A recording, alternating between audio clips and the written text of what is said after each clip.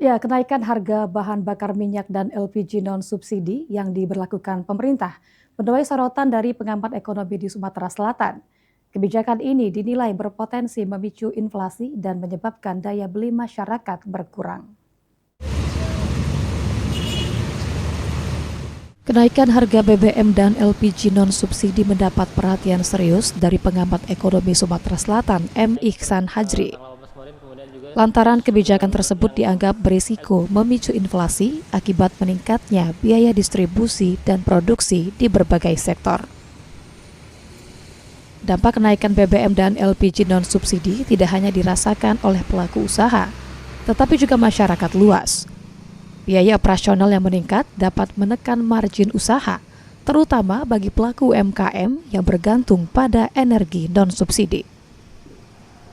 Selain itu, kondisi ini dikhawatirkan memicu tekanan ekonomi berlapis, mulai dari penurunan daya beli masyarakat hingga perubahan pola konsumsi yang cenderung menurun.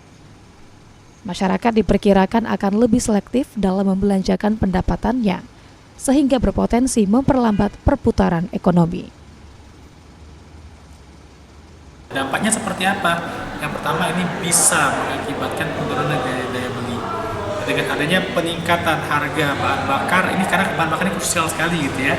Dan kemudian harga LPG non subsidi ini berpotensi untuk mengurangi daya beli masyarakat kita, khususnya golongan menengah. Yang kedua, ini berpotensi menimbulkan inflasi. Ya, karena kita tahu beberapa angkutan umum itu ada yang menggunakan diesel, ya, yang mungkin tidak menggunakan biosolar gitu ya, dan juga beberapa industri itu tidak menggunakan LPG 3 kilo, dipakai LPG non-subsidi, tentu akan menaikkan harga jual mereka. Sementara itu, salah satu warga, Ulil, mengaku khawatir akan dampak dari kenaikan tersebut, terutama pada LPG non-subsidi yang diperuntukkan bagi masyarakat dengan ekonomi menengah ke atas. Lantaran dengan kenaikan LPG, masyarakat dikhawatirkan akan beralih menggunakan LPG subsidi 3 kg.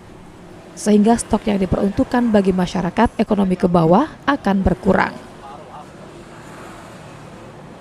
Nah, ketika dia nyampak ke yang 3 kilo, jatah kami yang rakyat miskin ini tidak dapat jatah lagi. Karena biasanya sekarang nih tidak menutup kemungkinan kalau rumah gedong tuh pakai gas yang 3 kilo. Tidak yang 12 kilo kadang-kadang ya. Kadang-kadang itu.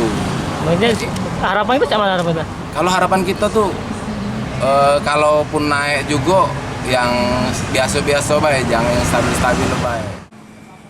Oleh karena itu, pemerintah diharapkan dapat menyiapkan kebijakan penyeimbang agar dampak kenaikan harga energi non-subsidi tidak semakin membebani masyarakat.